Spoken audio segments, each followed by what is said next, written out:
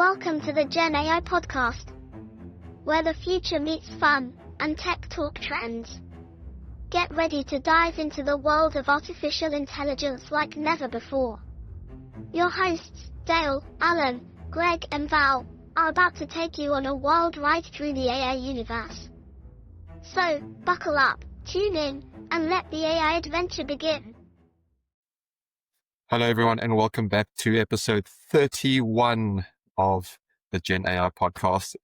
Amazing to be back with you. Another episode. I've got Mr. Moscow with me. How you doing, Al? I'm great. We're getting close to middle age. 31 is when you start considering the rest of your life. Is that true? Is that when you started considering? I haven't considered the rest of my life yet. No, I haven't even started now. But I am not 31 yet, so. Yeah, I'm always mid to late 20s.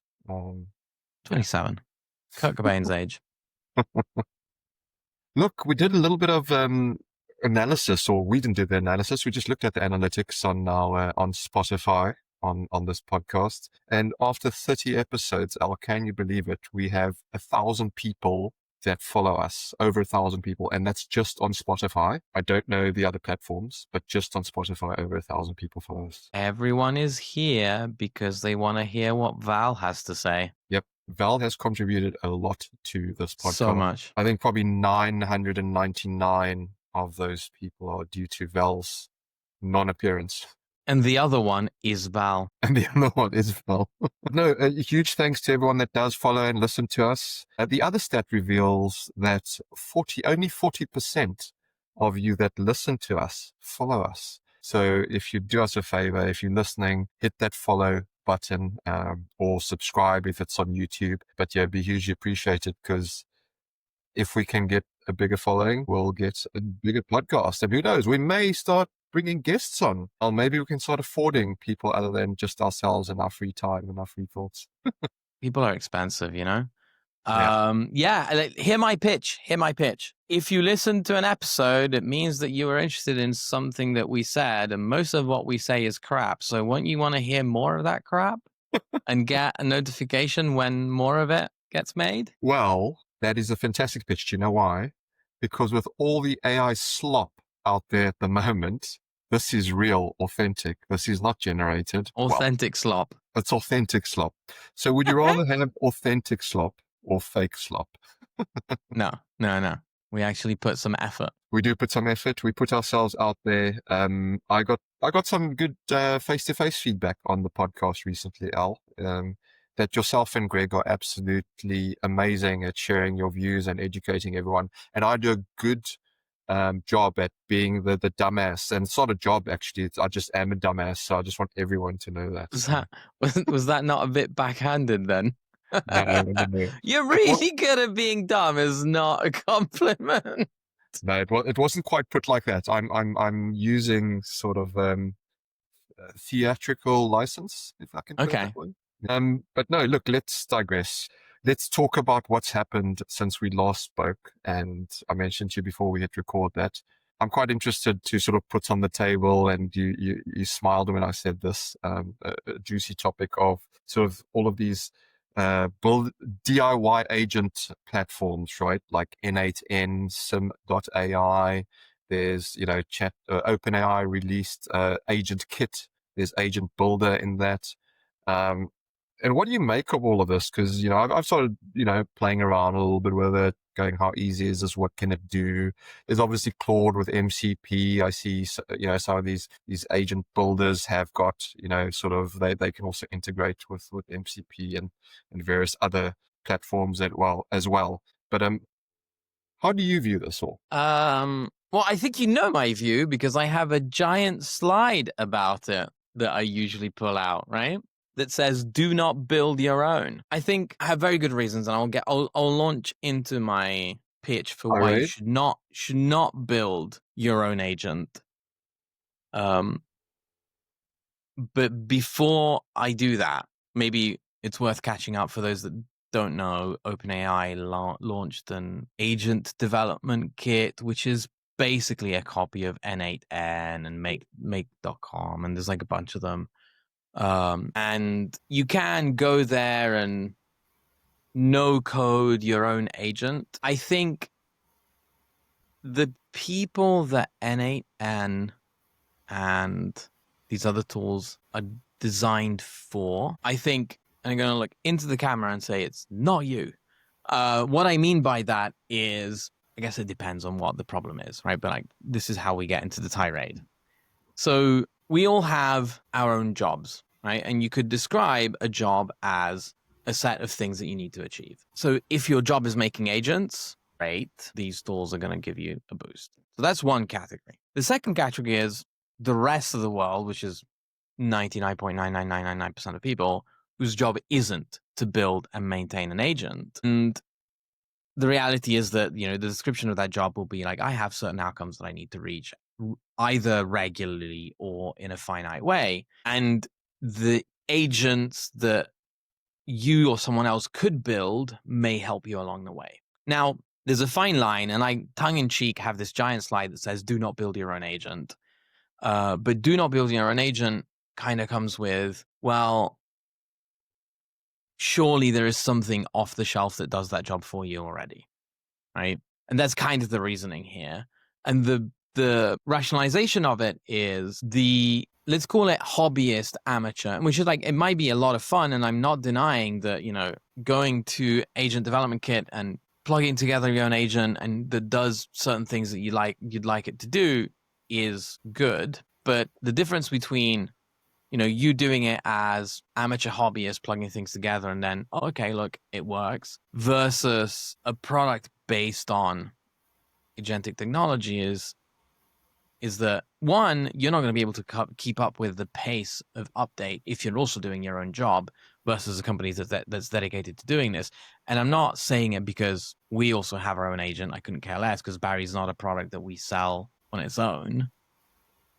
But there's this fine line, right? Like, you've heard me mention that a lot of AI can cosplay very well the actual thing. And this is where, we mentioned slop at the beginning of the episode, right? And slop is very hard to define, right? But if you see it, it's other than like the actual garbage memes that make no sense. There's also, if you look at LinkedIn, the LinkedIn slop, which I get very agitated about, is something that sounds like a real post, looks like a real post, maybe has some content, but it's all a bit samey and it doesn't really tell you anything and you've learned nothing from it and it's just occupying space.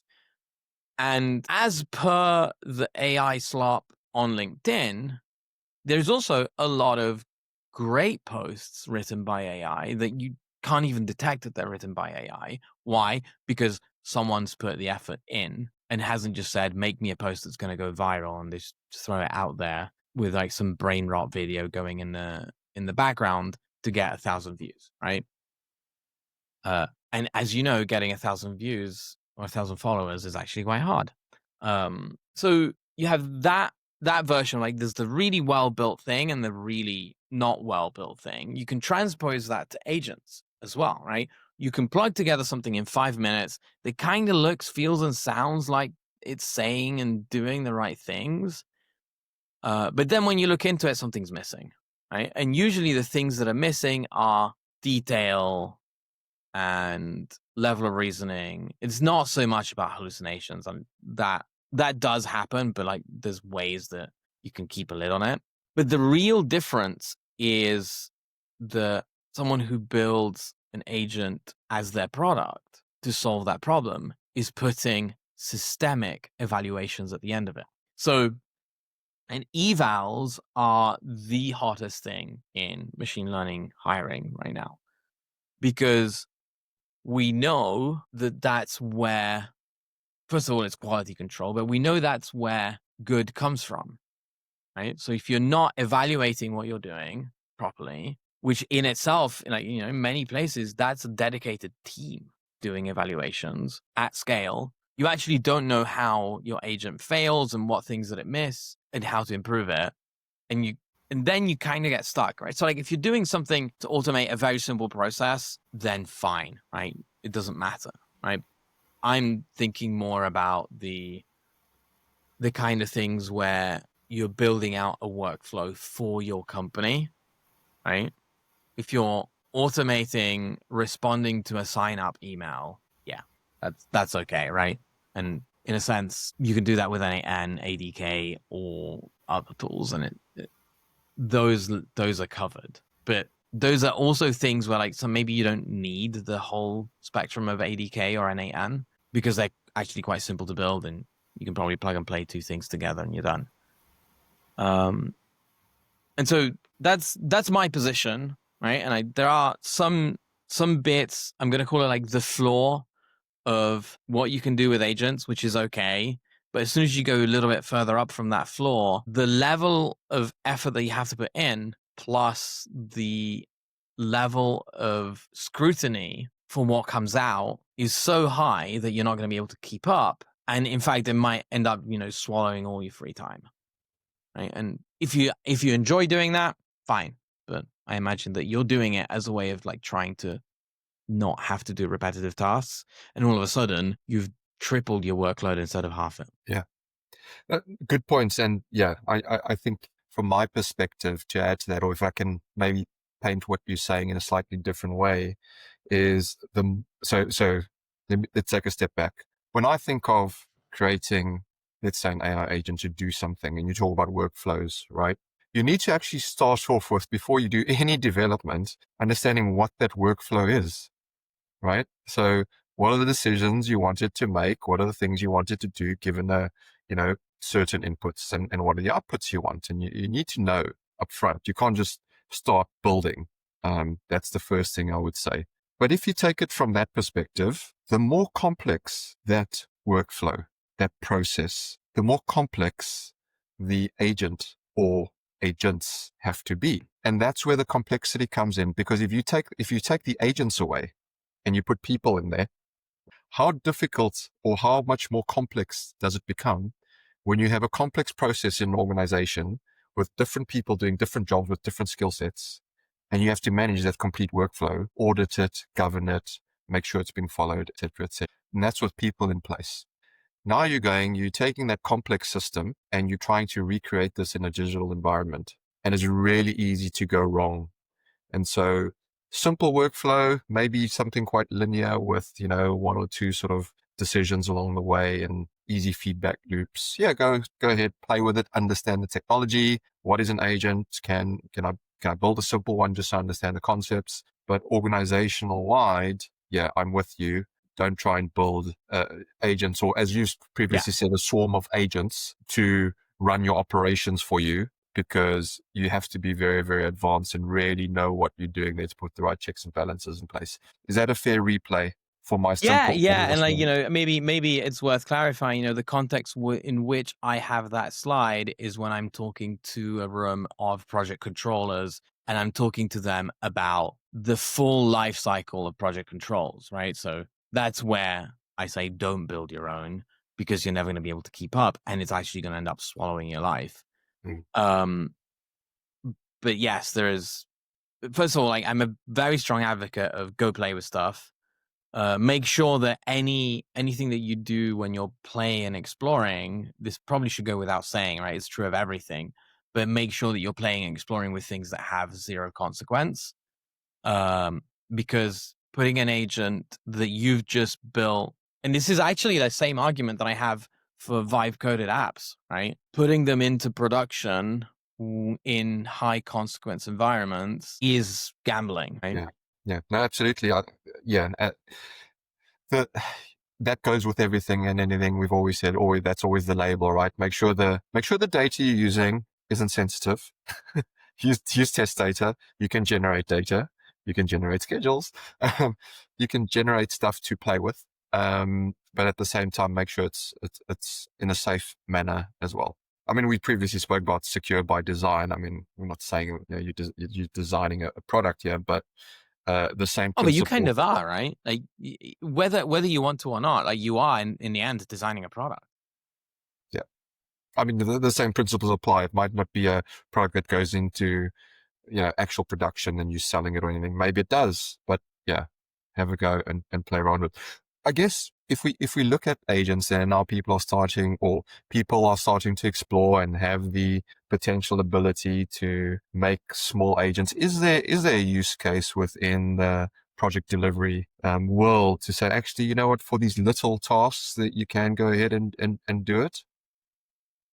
Like, I'm trying to think, for example, if you were potentially, let's pick an example and you can pick it apart. Let's say you're able to get photographs or video from a site, and you can build an agent that uses computer vision to look at those pictures or the video and create a update of what's happened on any particular day or week and provide a report to the scheduler to say you can update P6. Is that something, or is that too complex again? What's a simple task that there might be a use case for? So, I mean, funnily enough, you've actually covered a use case that I think it was Muttley. So Muttley's one of our growth marketing people. He posted about this, I don't know, a couple of weeks ago. Maybe it was Richard.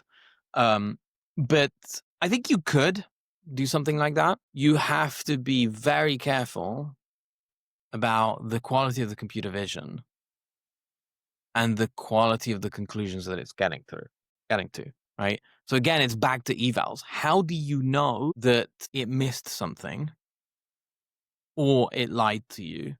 I'm using lie a bit deliberately, right? But it's not like models lie intentionally either way. How do you know that what you're receiving is a lie, and how do you know how to know? In a sense, it's a bit meta, but well, if we use that example, would the reference be the picture?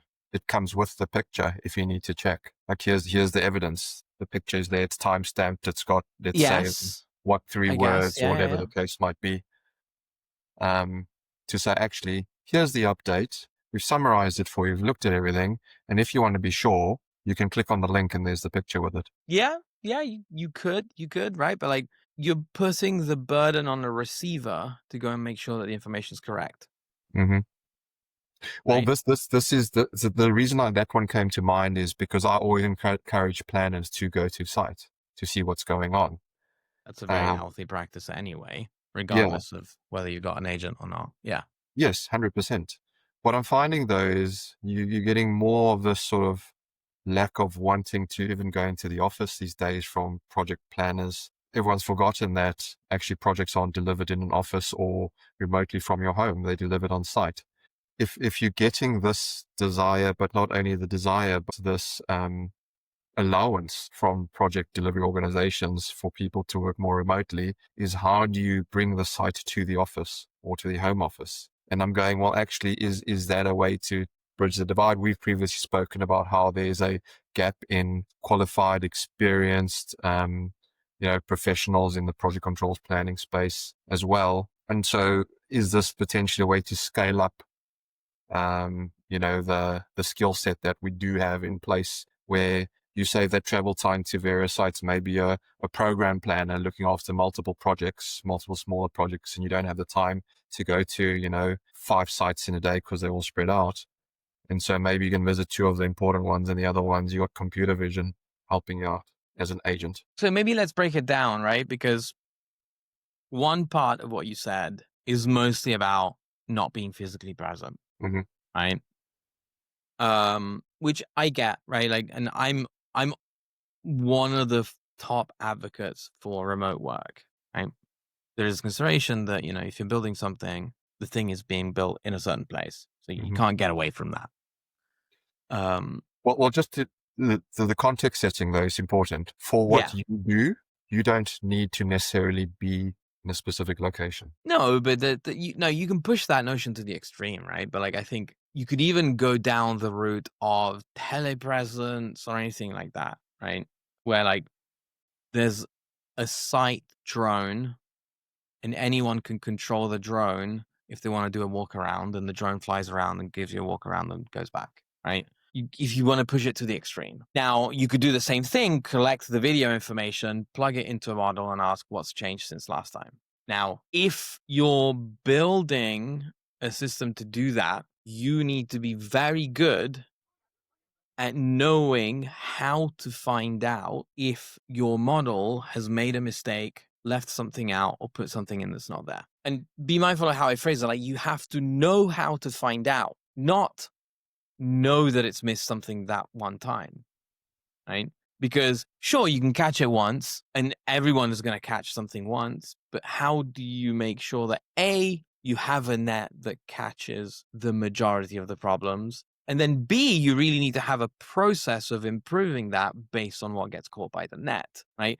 And that's the thing that's missing when you're building something, whether it is an agent in ADK or it's a vibe coded app, right? You don't have this loop and this control mechanism, which then means that you can only really do this at very low stakes, right? So like my maybe cop out answer here is you could do it, but only if it's very low stakes. As soon as progress reporting becomes important, you want to make sure that there's traceability, verifiability, error management, and resolution, right? And separately model evals, because you don't actually know how these models have been evaluated if you're just using the foundation model. Yeah, I think all very good advice to those listening, right? Is if you are thinking about building your own, consider all of these potential risks, I guess, and reach out to Al if you want tips. I don't know how much you charge, Al, for $8 an hour. $8 an hour. Oh, you could probably go into Fiverr and get it cheaper, folks. Actually, what's the dollar to a pound rate these days? I don't know. Oh, it's probably £1.50 now, $8, no? Yeah.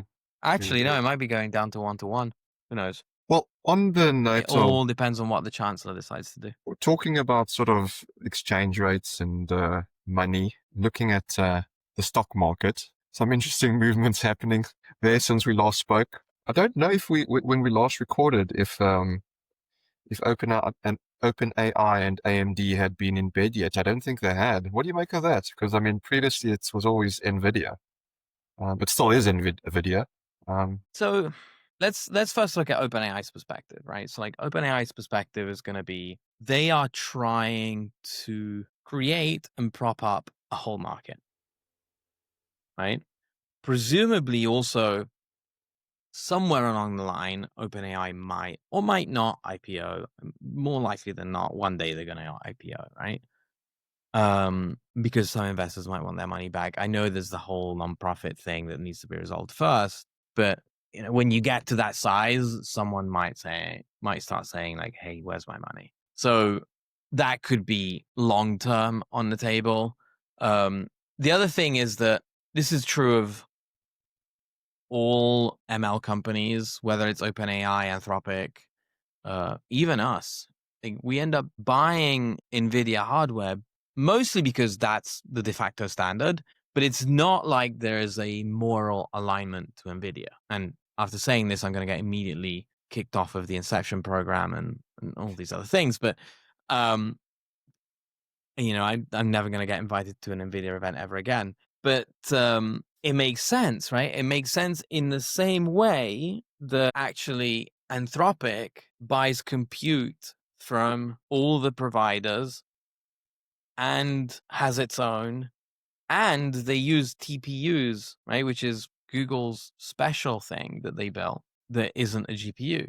So to me, that type of diversification makes a lot of sense, especially because there is no way anyway that you're going to be able to fulfill the global demand for GPUs with just one company, right? And that's basically what's happened that's propelled NVIDIA all the way up, is that there's just one company that everybody's buying from. But it's only because they're the best ones available, not because of some sort of religious reason, for example, right? So it makes total sense. AMD's move, I think, was quite smart, right?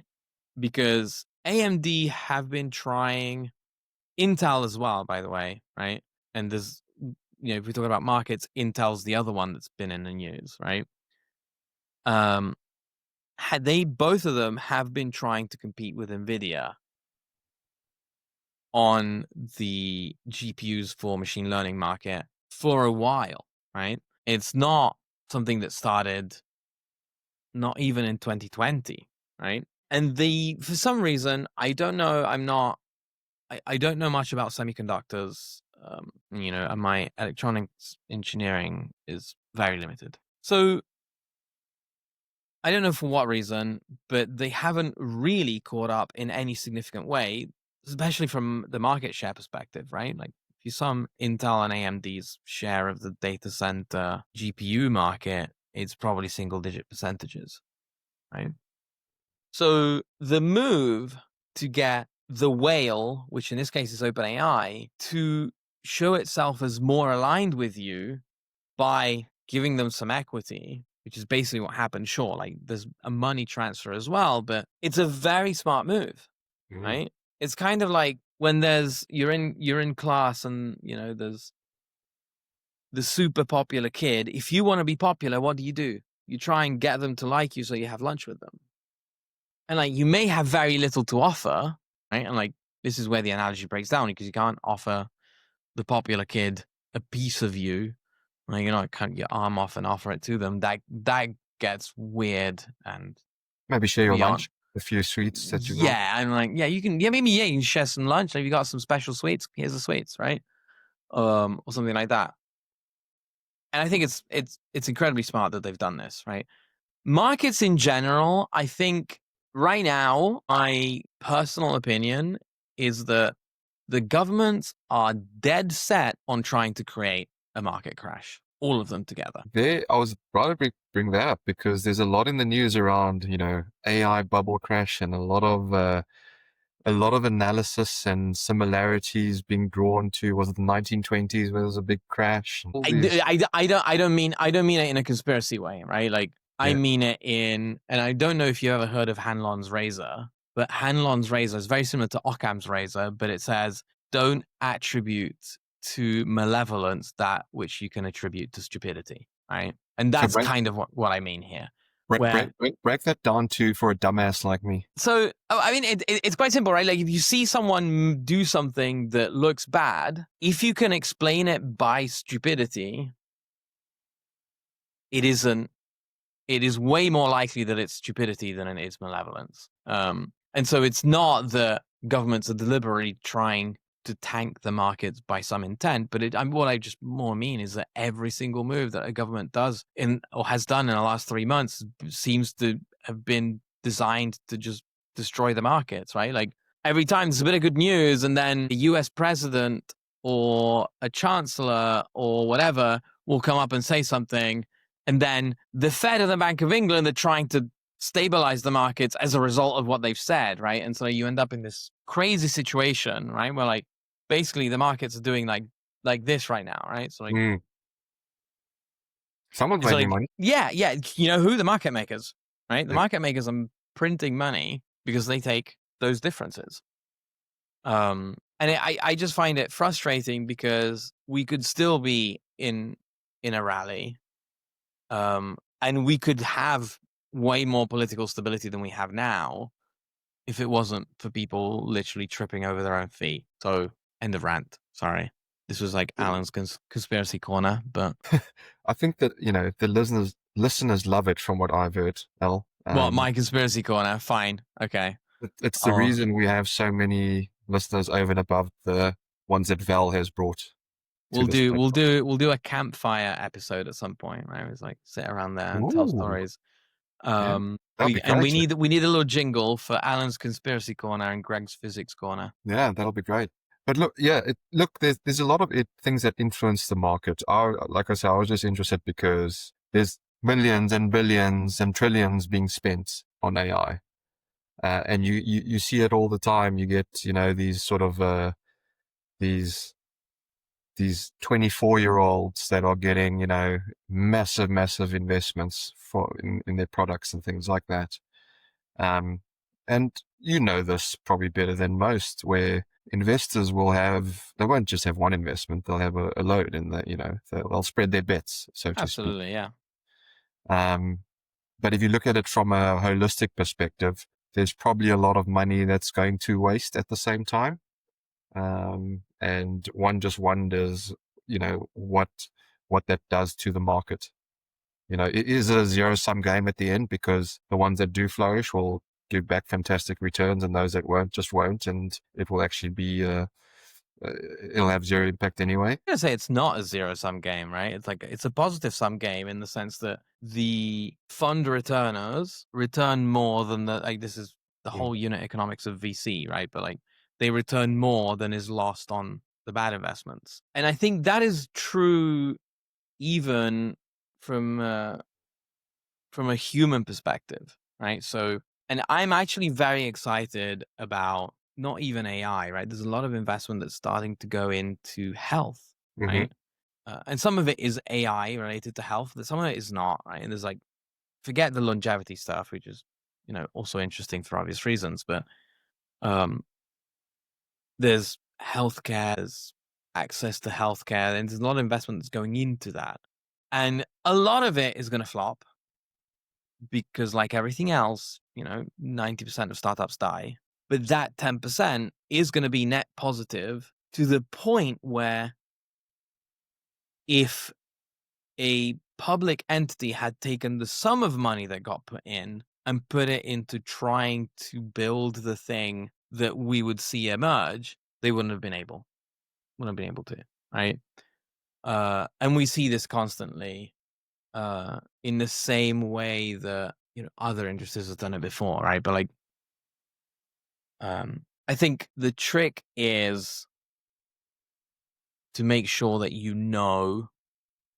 that you don't know which one, but that all the ones that you pick have a potential to be that, right? So I can't imagine, for example, that you'll see a VC invest in, I don't know, because they actually do this, right? I was going to say a chain of bakeries, but I think I've seen that happen.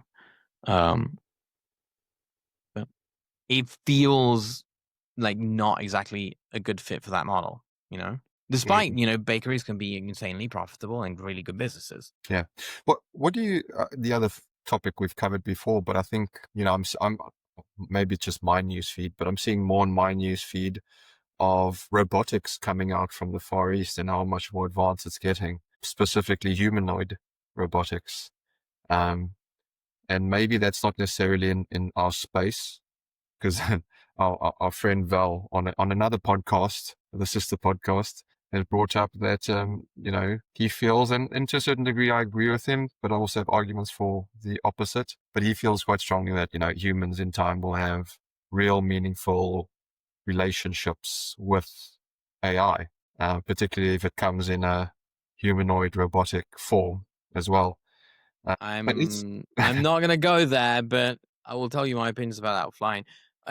Jokes aside, I think you're right in the sense that, I mean, we see it now, right? This is where it worries me a little bit, because humans are easy to trick, right? So you have there's that famous case of this old guy that just went to New York because this agent you told mentioned it that that it was before. someone else, and he died because he fell over in Penn Station, so it's not like he got killed by the AI. But I can't remember the exact details of the story. But I worry that, first of all, we made it incredibly easy to trick gullible people, right? But so back to robotics, right? Robotics is basically the way for AI to access the physical world, right?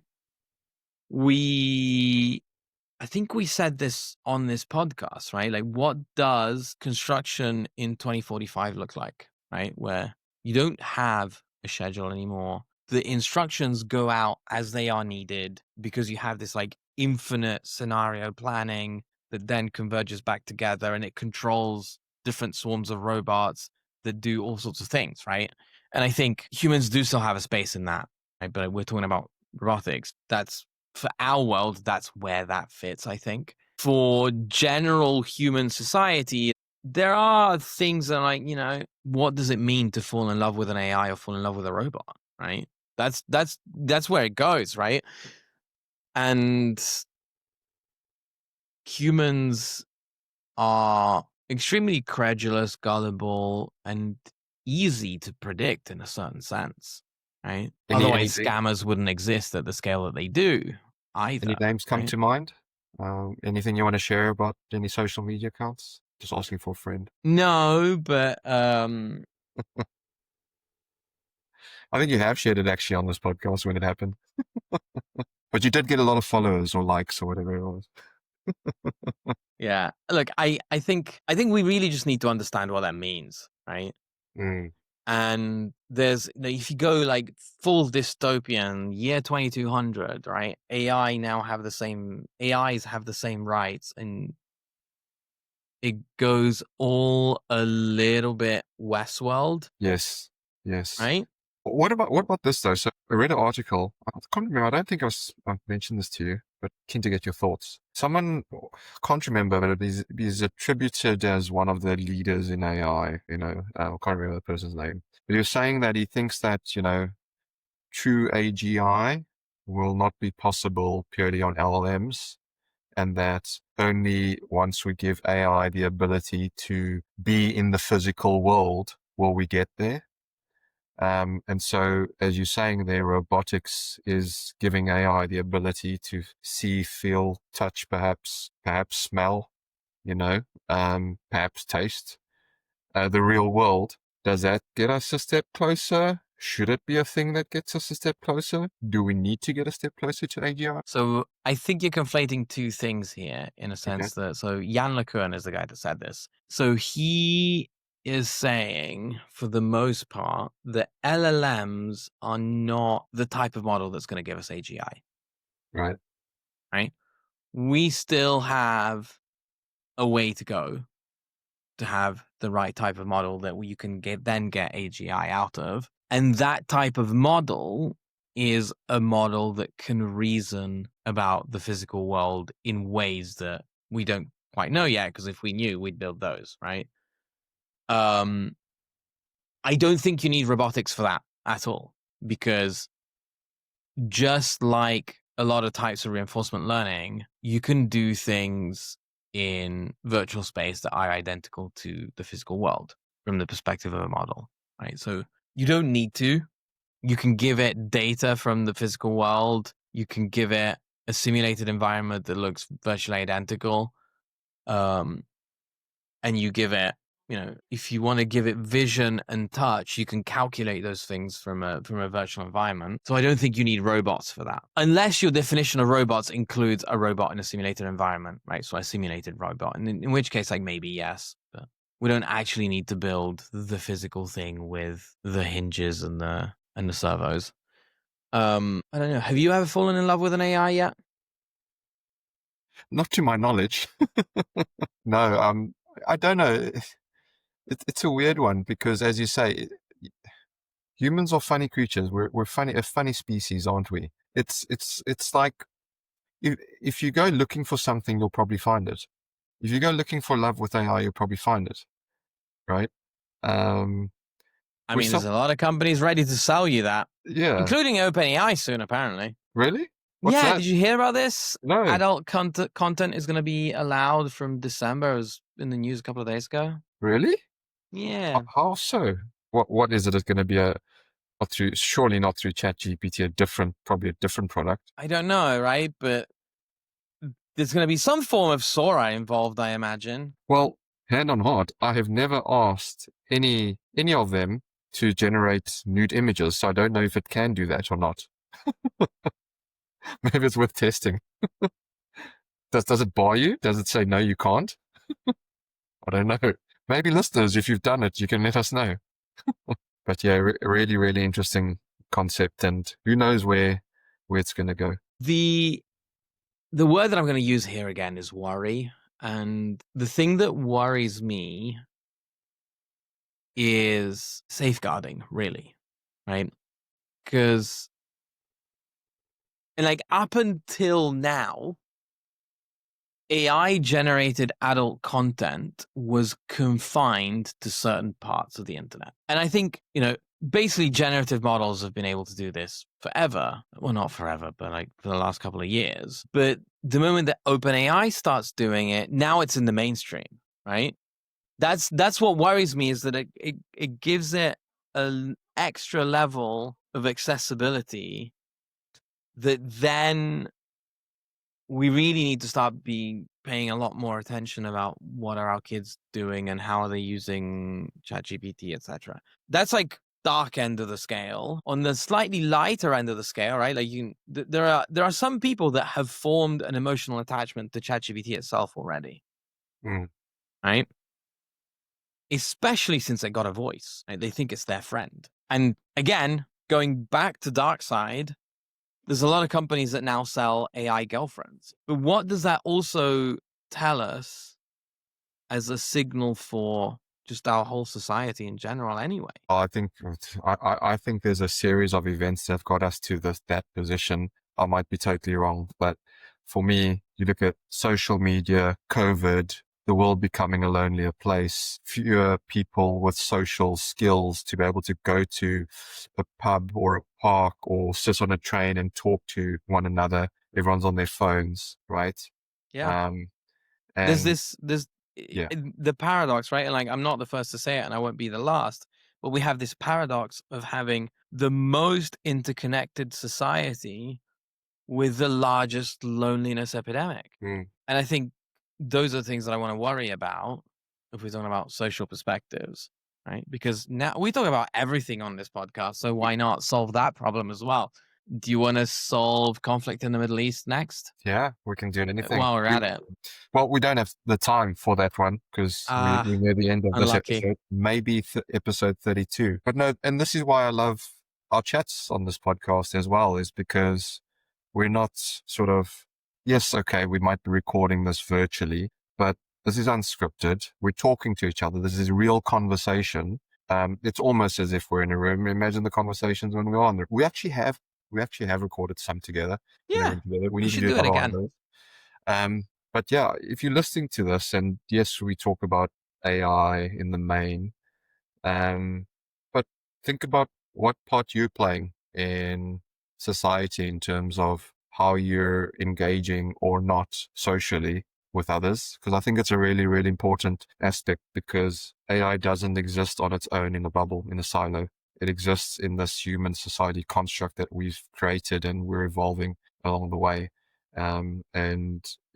Society is the sum of its parts. So every single one of us are a part of that. But with that, Al, was there anything else you wanted to put on the table? Yes, I just had a terrifying realization connecting the two main topics of our conversation today. Please, please, please do not, and I'm not saying this to give you an idea, just please don't do it. Don't go on ADK and build your own girlfriend.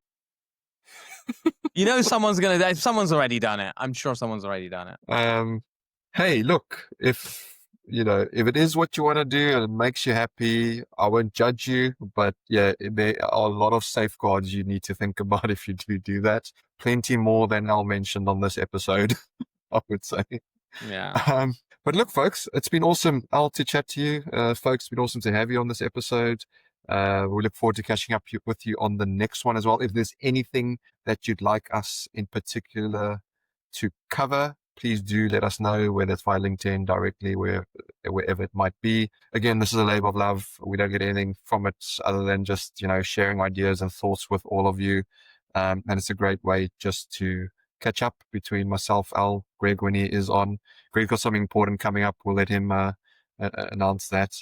So that's why he's been a bit absent.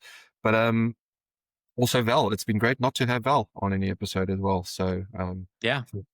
But thank you for your time, folks. We'll catch up with you on the next one. We'll leave you there. And thanks bye. so much. Bye.